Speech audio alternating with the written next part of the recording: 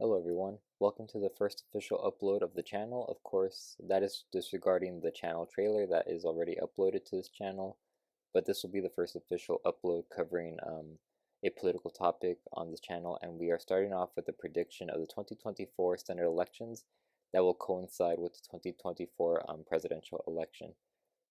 Something to keep in mind about how I make my predictions is that a safe characterization, represented by the most solid color for either party that you see here on your screen, is a safe margin is a 15 or more points margin of victory for either candidate. A likely margin is a slightly lighter shade for both parties, and that characterization represents a 5 to 15 point margin of victory for either party. Then we have a lean characterization, which is a lighter shade of blue and red, represented here. This is a 1 to 5 point margin of victory for either party. And then we have the most competitive rating, which is a tilt margin, represented by the lightest shade possible for either party, which is a under 1% point margin of victory for either party. But I will make predictions in all states that are up for this cycle based off of where we stand today in politics, like which candidates have announced that they are running at this point in time, as well as which are retiring, so on and so forth. But starting off with the safe states for Democrats, let me just clear this up. But we're going to start off with the safe states for Democrats, starting with the state of California. We'll be moving from the West Coast to the East Coast for these characterizations, just to make that clear. But in California, we have Senator Dianne Feinstein's seat, and it was just announced today that Senator Dianne Feinstein will retire. But she is one of the oldest senators in the country, so it is kind of expected. But there's already competition for her seat, regardless. Even before she retired, before she even announced of her retirement, there was already competition between Representatives Adam Schiff and Katie Porter, two representatives in the state who are Democrats, who are both looking to win the Democratic nomination to be the next senator from the state of California. But regardless, this is California and it is safe. In Washington, we have Maria Cantwell. She will easily win in Washington. I do not expect it to go to the Republican Party this cycle. Same thing with Mazie Hirono in Hawaii. In the state of Minnesota, this may surprise some people, but we have a safe characterization in the state of Minnesota. Although Minnesota is not usually a safe state for either party, Amy Klobuchar is extremely popular, and in the state and nationally speaking, she ran for president before, and although she didn't win the Democratic nomination in 2020, she made a bigger name for herself, and she is very popular in the state. She won by 23 points in the last election in 2018, so I fully expect her to win by at least a safe margin, and maybe by less this time around, but either way, I expect a safe margin for Amy Klobuchar. We move over to the state of Virginia, where we have Tim Kaine. Tim Kaine was Hillary Clinton's VP pick in the 2016 election, and although they didn't win that presidential election, he got some big name recognition from being Clinton's VP pick, and he won by a safe margin before, and now with a bigger name for himself and the fact that he is running again, he has announced that he will run again. I fully expect to win by a safe margin. And some people even say that if the Republican governor from the state, Glenn Youngkin, who won his election back in, I believe, 2021, ran against him, it would be much more competitive, which I do believe. I do believe that it would be more competitive if Governor Youngkin did run for the Senate seat, but I do not believe he will announce he's running. He's barely governor. He hasn't served for that long. And even then, I still believe that Kaine would defeat Youngkin in that matchup if it were to happen. In Maryland, we have Ben Cardin, who's also decently old. He is 79 years old at the time of this recording.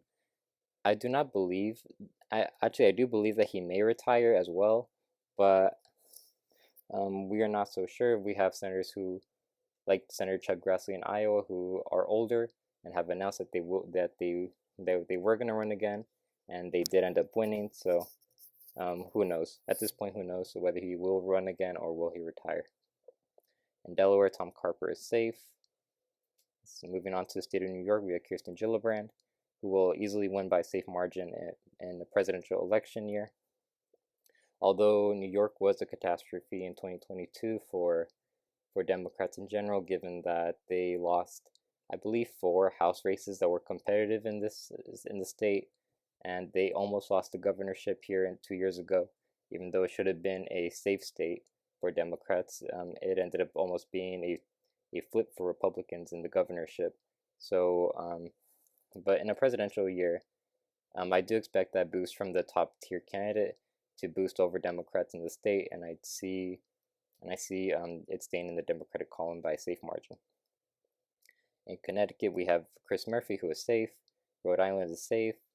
Massachusetts is Elizabeth Warren, a progressive Democrat from the state, and she ran for president before, but she is safe. In the state of Vermont, we have Bernie Sanders.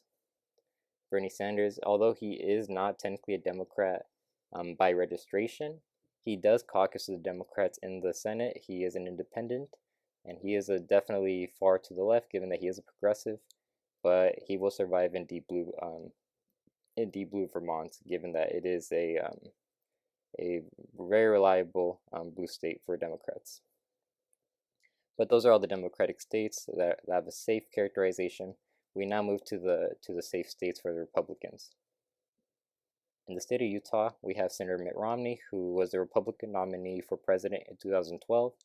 He did lose to Barack Obama, but he did do a little bit better against him compared to the 2008 election, but he still lost by a considerable margin. But he is popular in the state of Utah. It will easily go solid red. Wyoming, the most conservative state in the nation, solid red. North Dakota, solid red. In both Nebraska's elections, we have the special election. We have the main election. And both Deb Fischer and Pete Ricketts will both win the general election by a safe margin. I believe so, at least. Roger Wicker in Mississippi, and Marsha Blackburn in Tennessee both will win by a safe margin. In Indiana, we actually do have another retirement. Mike Braun, the senator from the state, he has announced that he is leaving to run for governor in the state instead, but it's still Indiana, and I expect it to go to Republicans by a safe margin. It will probably narrow if it's an open seat, but given Democrats' unsuccess in the state, I do see it still going to Republicans by a safe margin. And that actually does it for Republicans with safe states. We now move to the likely states for Democrats, and we start in the state of New Mexico. This is Martin Heinrich's seat.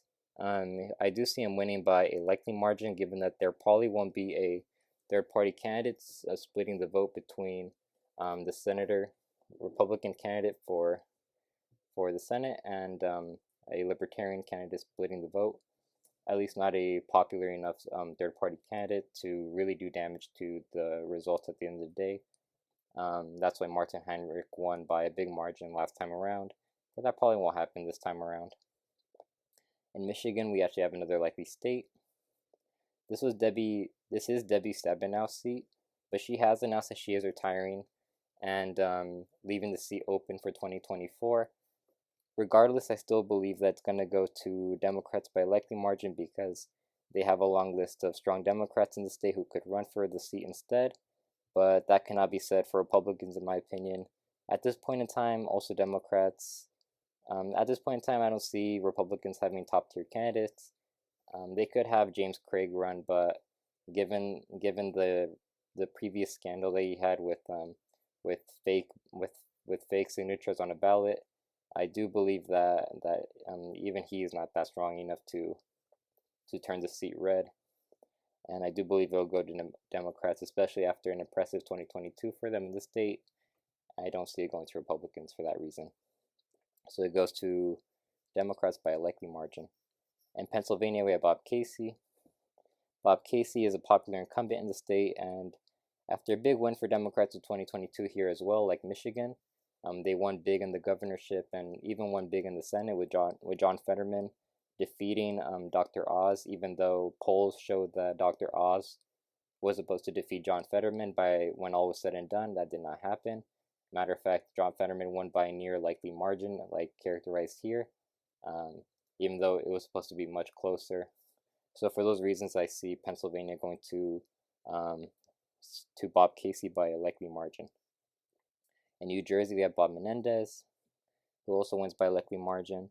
Um, Even in a presidential year, I don't see New Jersey bumping up to a safe margin. I still believe it'll go likely, given um, pretty lackluster results for Bob Menendez before and previous elections that he had in the Senate. But it will still go blue reliably. I don't think it's going to flip. And in the state of Maine, we have the other independent senator, Angus King, who caucuses with the Democrats. He is another independent, the second independent in the Senate. That he's a second out of three, but we'll get to the third independent senator later. Some of you may know who she is already, but we'll get to it at the end of this video. But now we move to the likely states for Republicans. It'll actually be just a likely state. Republicans only have one likely state, and that's in the state of Missouri. Missouri, Josh Hawley is a senator from here, and he was elected back in 2018 and quickly became one of the most right-wing senators in the entire Senate. He riled up the rioters during the January 6th insurrection. Both of those things are not well received by independent-leaning voters. Even in a state like Missouri, I don't believe that Hawley would win by a safe margin, even though it's usually a safe margin, but for presidential candidates that are Republicans, like Trump, for example. Although it's usually a safe margin for them, I think Josh Hawley is just too polarizing to even win it by that big of a margin. I see a margin like 12 to 15 points, but I don't see over 15 points personally. But moving on to lean states now for Democrats, we start with the state of Nevada. Jackie Rosen in the state she's a strong elected official in the state, and I see her winning by she has won by big margins before in previous election, winning by I believe 7 points in her most recent election. I could check that really quick. Yeah, so Jackie Rosen actually she won by 5 points. She won by 5 points, which is still technically a likely margin, so just barely, but it is still a likely margin for the senator. And I see her doing a little bit worse, but enough so that she's still well off that she does win the state by a lean margin, maybe two or a little bit more points. That's the margin I'll give her for 2024. And in Montana, we have Senator Jon Tester, who is seen as one of the most vulnerable Democrats in the Senate, given that Montana is a reliably red state. I believe it's a solid state for Republicans, voting for Trump by more than 15 points. But Jon Tester is also one of the most popular senators in the entire country, and definitely in the state of Montana. Matter of fact, polls actually came out of the state today. Polls actually came out of the state recently. I believe it was a couple days ago from the recording of this video. And it actually showed Tester leading his Republican opponents by 5 to 6 points, but I think lean is a more fair characterization as of right now until we get more data from the state. We move on to Wisconsin with Senator Tammy Baldwin. She is a more popular senator compared to the Republican senator who represents Wisconsin with her, Ron Johnson. And even Ron Johnson, although he's unpopular, he won the state last cycle by a point. He still won the state by a lean margin, so I see Tammy Baldwin also winning by a lean margin, given that she is the more popular senator as well in the state. Although Wisconsin is very purple, is very much a swing state. It goes between both parties in this case. Let's see, and that may conclude it for Democrats. Yes, that does conclude it for Democrats when it comes to lean states. But Republicans also do have some lean states in this map, and we'll get to Texas. In Texas, we have Senator Ted Cruz, and I rank it as lean given that Ted Cruz is one of the most unpopular senators in the state, well, in the country actually. He's unpopular in Texas, but just as unpopular nationwide as well. He ran for president unsuccessfully for the Republican nomination in 2016, but he also lost. No, sorry, he almost lost his 2018 race against Beto O'Rourke. He only won that race by, I believe, 2.5 percentage points, which is very bad in Texas. Republicans in the state usually win by double digits at the least. That this is excluding Trump, who won the state by 6 points in 2020. But regardless, Ted Cruz underperformed massively in 2018, and I see him winning by a similar margin or by less this time around, given his unpopularity in the state and nationwide. And in West Virginia, this is actually the first flip for Republicans. Republicans do get West Virginia, which is a Trump plus 40 state. It's a state that voted for President Trump, former President Trump, I should say, in 2016 by over 40 points, and in 2020 by around 40 points. This is Joe Manchin's seat. He is easily the most vulnerable Democrat in the Senate, and he is also the most conservative Democrat in the Senate, given the nature of his state, as it is a Trump plus 40 state. But in reliably red West Virginia, Manchin has done well in the state before. He actually won in the previous election by 3 percentage points in 2018. But I don't think West Virginia would elect Joe Manchin again, given that he has become one of the most unpopular senators definitely the most unpopular figure in the state, and one of the most unpopular senators in the entire country as well, given his policy positions recently with the Biden administration. He is a Democrat in reliably red West Virginia. It was going to be hard for him to win re-election despite everything he has done. For conservatives in general, I do see him losing and the state flipping back to Republicans. And then we have in Florida, Senator Rick Scott. Rick Scott is actually, although Republicans have been doing decently well in recent elections in Florida, winning by blowout margins in 2022, winning the state on the presidential level in 2020, and Rick Scott is actually the senator who flipped the Senate seat for Republicans in 2018. I do see him winning by just a lean margin, despite all of that, because he is pretty unpopular in the state and pretty unpopular to Republicans in general. He's actually blamed for the losses Republicans have had in 2022, because in 2022, Republicans did not flip any states for the Senate, although he was the head of the NRSC, the National Republican Senatorial Committee, where they conduct elections for the Senate, trying to get Republicans elected in crucial Senate seats. But that did not happen in 2022, and he's actually blamed for that, given his policy positions that he made public that were not popular with the rest of the nation, and that may have cost Republicans some Senate seats. So I do see him still winning. It's Florida after all, but once it's all said and done, I only see a lean margin for Rick Scott. He is not Marco Rubio. He is not Ron DeSantis, and I don't see him winning by a safe margin, let alone likely as well. So I'll give him lean for this election cycle. But now we move on to the most competitive states in this election cycle. These are pure toss-ups, and they could truly go either way. Remember that tilt means a margin of victory of less than 1 percentage point, and these are pure toss-ups. I had a lot of trouble trying to figure out where these states stand today, and how I should characterize these states. So, like, where, if the election were held today, how would these states vote?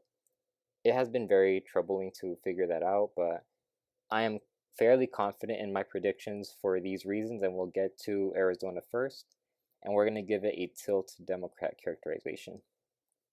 So this is Senator Kyrsten Sinema's seat. She's the third independent that I was talking about earlier. Kyrsten Sinema, she was previously a Democrat, and she changed her party registration from Democrat to Independent.